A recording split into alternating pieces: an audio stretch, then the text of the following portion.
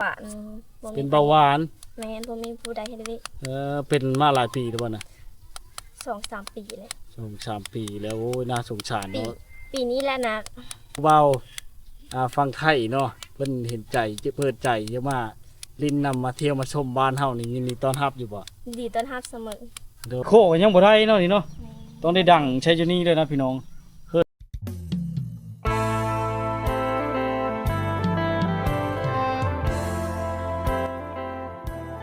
ถ้าสวัสดี FC ทุกคนนะยินดีต้อนรับเข้าสู่วิถีชีวิตคนไทยบ้านที่เก่าที่เคยพี่น้องวิดีโอนี้เฮากับมาต่ออยู่ที่บ้านธาตุที่เก่าเนาะเมืองเวลาบุรีเกิดชนเขตพี่น้องพาพี่น้องมาติดตามรับชมเนาะวิถีชีวิตของชาวบ้านธาตุเนาะหรือว่าบ้านธาตุนางลาวนะพี่น้องเป็นชนเผ่าพุทธไทยเนาะเดี๋ยวติดตามชมกันไปเนาะพระเจ้าก็ยังเป็นแบบส่งผู้หารดังเดิมมุ่งด้วยแป้นแอมผ่าไม่เฮก็มีพี่น้องเนาะยังมีไปให้พี่น้องมาติดตามรับชมกันเนาะ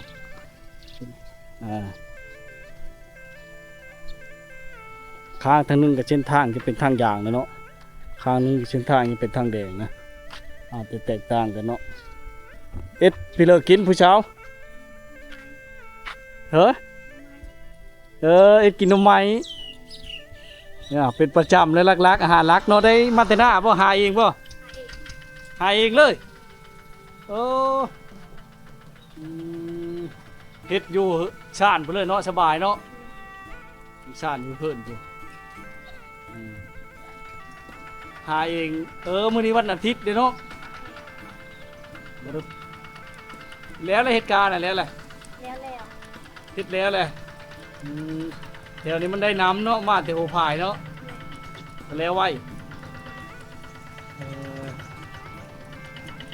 เฮ็ดนมไหมเอามาจะให้แต่หน้าเนาะพี่น้องไม่เห็นผู้สาวคนนี้สาวบรรทัดนี่นะกำลังเอ็ดยูเอ็ดกินเฮ้ยพอยแม่ไปหน้าป่ะ แม่เรายังมา เรายังมีม้าเนาะ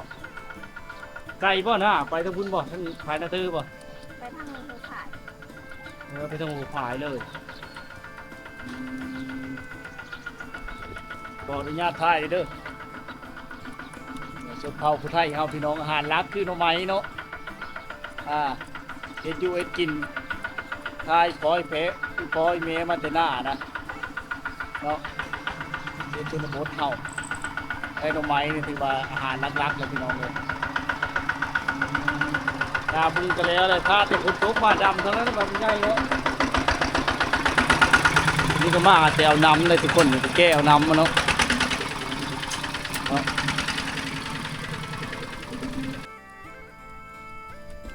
เดี๋ยวโทรศัพท์ตกเด้อขอเอามาไว้พี่เด้อตกเจ้าล่างนึ่งเข้าป่ะหักก็มาแต่หน้าได้นมใหม่น้องเอ้ยนมใหม่มาแต่หน้าเนาะชื่อในเลิศเจ้านะชาวนี่ชาวนี่ชาวบ้านป่าชาวบ้านธาตุพี่น้องแล้วมาสัมผัสตัวจริงแล้วมื้อนี้ที่บ้านธาตุนางลาวเนาะสาวผู้ไทยเมืองว่างมามีท่านบุญบังไฟบางเลยเจ้ากบลินบ่ ดี คือจิโม่นเนาะบุญบังไฟเชนจำแม่ครั้งแรกปีนี้ ครั้งแรกเลยบ่บุญโอ้ยเขาจะเฮ็ดอีฉปีนาเนาะ แม่ เฮ็ดอีแน่นอนแหละจะได้ว่าหามีลายไปเลยเนาะอันหน่อไม้นี่มีลายไปเลยเนาะ แม่หามื้อค่ หามันคำเนี่ยทางบ้านนายมก็ลายอยู่ได้ก่อนหน่อไม้นะ ำก็หาหลายหาดุโพดอยู่บ้านนึงทางบ้านนายมก็มาหาทาง ยังจริงดีนะบ่ครูโยมนี่นะ แม่ ขี้จำเนาะ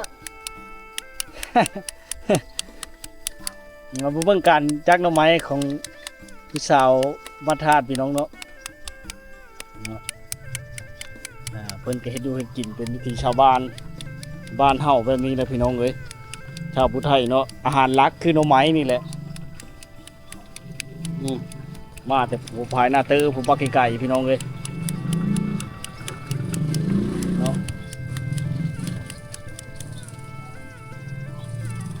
เพิ่นก็บ่ใหญ่บ่น้อยเนาะธรรมดาเนาะส่ง แอมด้วยผ้านะทุกคนนะเพิ่นก็ยังค่อนข้างเยินลำบากเลยเนาะก็เลยใจดี FC ฝั่งไทยฝั่งลาวเนาะสนใจอยากช่วยเหลือเนาะก็เพิ่นก็มีบ่มีใจอยู่เนาะน้องนี่มันเก็บไว้ไล่เบิ่งเช้านี้จักหน่อไม้นำนี่พี่น้องเนาะเพิ่นก็เอ็ดข้าวเอ็ดอันทำอาหารเนาะสู้พี่พ่ออีแม่มาแต่หน้าเนาะเพิ่นไปเฮ็ดเวเฮ็ดงานอยู่หน้าได้ช่วงนี้เนาะบ่ได้ปลูกมันต้นบ่เพิ่นจัง ปุ๊บ ปลูกคือเดียวบ่ แม่ แล้วบ่ ย่าง มันกำลังเริ่มปลูก แม่ อืมอายุจักปีแล้วนาง เศร้า อายุ20ปีแล้วพี่น้องเนาะยังเฮ็ดอยู่บ่ ออกแล้วออกแต่โดด มีตื้นมีฮ้อนบ่เป็นเลยสาเหตุจังฮ้อนน่ะ บ่มีเงินแน่ มีเงินแน่แล้วก็เลยอ้อเนาะครอบครัวก็ยังลำบากขาดเขินอยู่เนาะและอะไรอย่างเฮ็ดอยู่เชื่อเฮ็ดนั่นแต่ก่อน พา น่ะ พี่ล่าง ไปผู้บ้านพาพิล่างผู้ แม่ โอ้ไก่เด้อเด้เนาะผ่านป่าผ่านดงผ่านภูเขาไป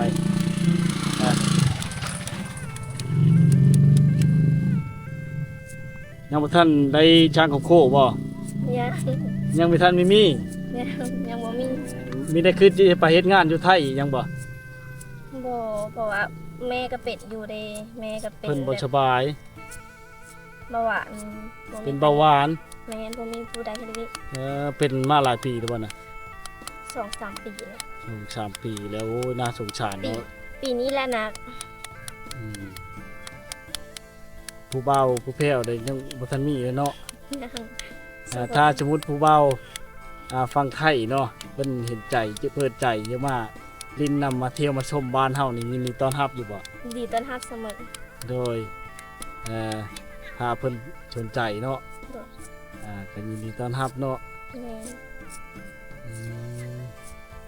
โอ้จังพ่อเพิ่นยังอันออกนะสาเหตุออกของเหตุนี่พี่น้อง แม่เพิ่นก็บ่สบายเนาะเป็นโรคเบาหวานนะ ยังแต่พ่อไอ้น้องจะคนจ้ะ แม่น้อง4 คน 4 คน เจ้าเป็นลูกชาวกลางบ่ เอ้ยกก เอ้ยกกเลย แม่ โอ้ต้องค่อนข้างลำบากเนาะแบกภาระในเฮิรนเลยพี่น้องเอ้ยจนจะเป็นอองเห็นเนาะเป็นอองเห็นเลยพี่น้องเอ้ยน่าเห็นใจมากเห็นการดำรงชีวิตของชาวนี้ได้ลำบากหลายเนาะเฮิรนก็มีใหญ่ปานเลยนะพี่น้องบางบ้านบางเฮิรนเนาะก็ใหญ่อยู่แต่ว่าไม่เห็นชีวิตของเราเนี่ยจนได้อองเห็นเนาะช่วยพ่อช่วยแม่เฮ็ดเวียกงานเนาะแม่เพิ่นก็เป็นโรคประจำตัวนะเป็นเบาหวานเนาะน่าเห็นใจน่าสงสารพี่น้องเลยนี่แหละเนาะต้องได้ชูชีวิตแต่ละมื้อเนาะน้ำนี่ใช้น้ำใดบ่ น้ำโป่ง น้ำโปมโปมมาแต่ น้ำซาง น้ำช้างบ่แม่นบ่อันห้องมาแต่น้ำห้องบ่แม่นบ่ บ่ได้เอา โปมน้ำช้างเนาะพอได้แก้ไปเนาะลู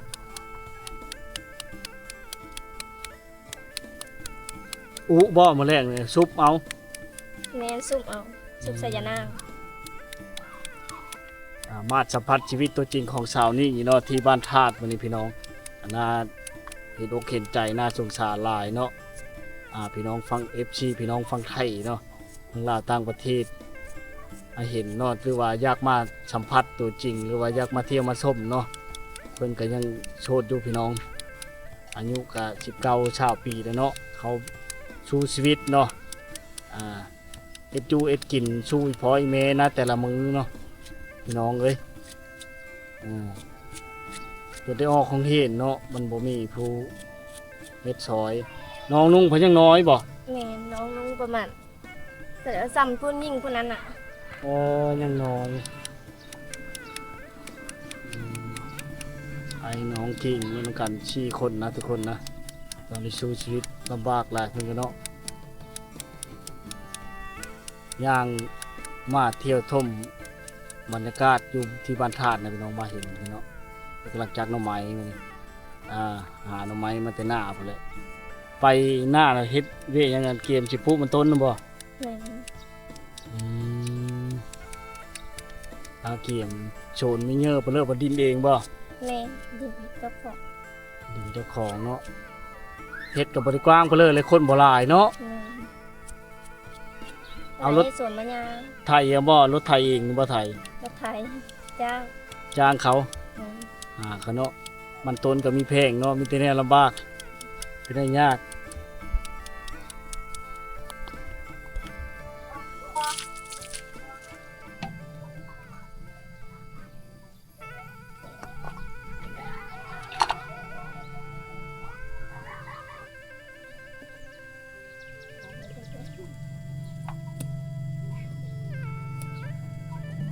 จะแข่งแล้วเขานี่เนาะ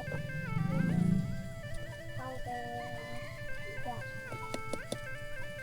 อืมมีข้าวเย็นใช่เนาะ เห็นว่า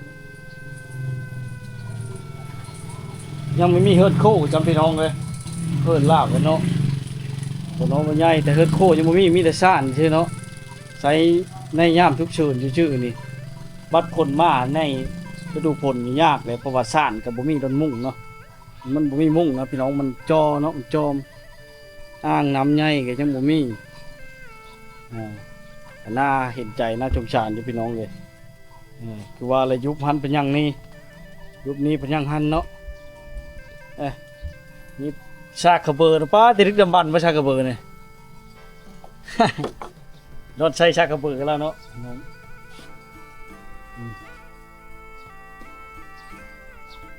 แล้วนะพี่น้องหลังจากอันแล้วนี่เราก็จะต้มอุไว้เนาะอย่าไว้ชุบบอหรือแกงเนี่ย ชุบ ชุบมาเนาะ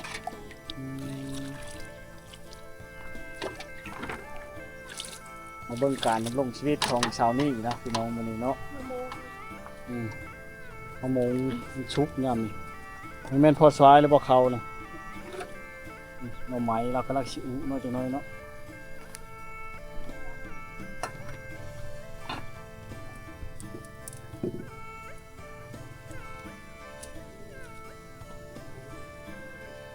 กินมีหลายคนบ่เลยเนาะ 4 คนนึง 4 คนพ่อแม่แหละเจ้าแหละงั้นบ่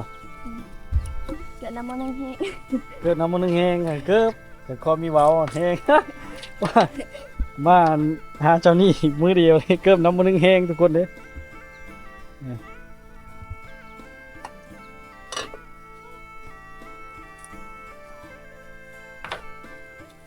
มาเห็นนั่นดอกไม้บานกลางป่ามันคือปานธาตุพี่น้องเนาะบ้านตั้งอยู่กลางภูเขาพี่น้อง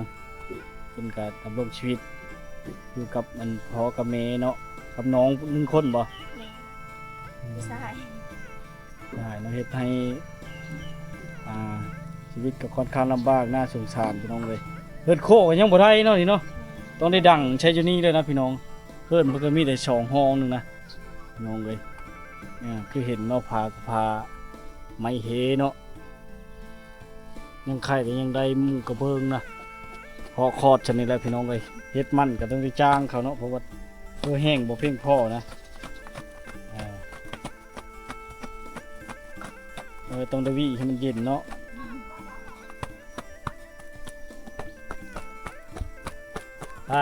พี่น้องฟังไทยเนาะหรือว่าทั้งสหรัฐพี่น้องมาอยากมาเยี่ยมยามทำข้าวเนาะกับเปิดใจเนาะยินดีต้อนรับเนาะ แม่ต้อนรับ ต้อนรับเสมอเนาะการอยู่ไกลเลยพี่น้องเนาะเขตชนบทเพื่อสิมาฮอดแต่สวรรค์มากกว่า200 กว่ากิโลเนาะทางมุกดาหารมากกว่า200 ปลายไปแล้วพี่น้องเลยมาต้องได้นอนคืนแล้วพี่น้องเลยแต่ว่าโดยสารรถโดยสารมันฮอดพี่น้องนี่เนาะหลังจากนั้นเราก็ค้างมอเตอร์เนาะนี่แหละชีวิตเป็นวิถีชาวบ้านของชาวนี่นะน้องเฮ็ดชนบทเนาะเฮ็ดกินชูพ่อชูแม่ครับพ่อแม่มาแต่ให้แต่หน้าเนาะเราจะมาก้อนเราก็ไปหน้าคือกันเนาะได้ต้นไม้กินมื้อแรกนะทุกคนนะช สีแดงเนาะสาวบ้านป้าพี่น้อง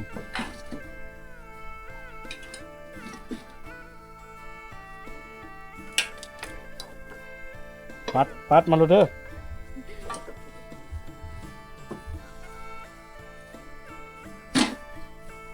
ดุมันขยันเพศเนาะพี่น้องชาวผู้ไทยเขานี่มีแต่คนดุทั้งงามทั้งใจดีเนาะเพิ่นสามน้ำซีนะพี่น้องค่าดองบ่แพงบ่แท้นี่บ่ บ่ บ่แพงเนาะ แม่น แต่ตามนิดของว่าเงินคำแก้วซ้ำพวกใครนอนบ่จัก บ่ฮอดบ่ ตามที่ตับข้องแล้วเนาะ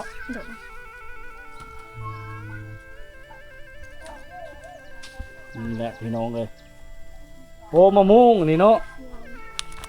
มะม่วงมาแต่หน้ามะม่วงไข่พี่น้องมะม่วงองนกเนาะหอมยามมีมะม่วงสุกเดี๋ยวพี่น้องเลยครับมันค่ำแล้วมื้อหน้าสิมายามไหม้เด้อเช้านี้เด้อขอขอบใจหลายๆพี่น้องฟังไทยฟังลาวเนาะคือเห็นใจน่าสงสารในพี่น้องเฮิดแล้วก็ยังมีแต่ช่องห้องเนาะนั่นก็เป็นเตาไผ่แต่มันบ่มีบ่อนดังเนาะมันบ่มีเฮิดขั่วนะทุกคนนะก็เลยจำเป็นได้ดังอยู่นี่ถ้าฝนตกมาเนาะมันก็ยากแหละน้องเลยเนาะนี่เป็นภูกันไดขึ้นเฮิดแล้วเนาะ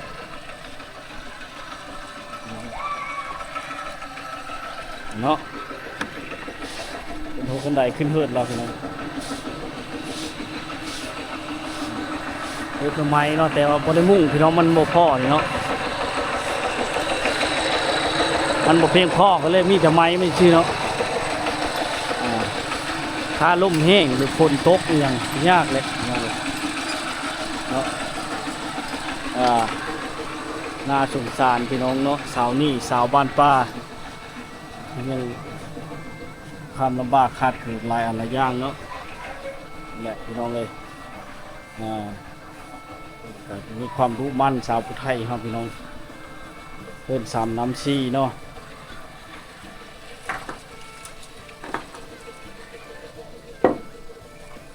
เป็นหน่อไม้ได้หน่อไม้กินแรง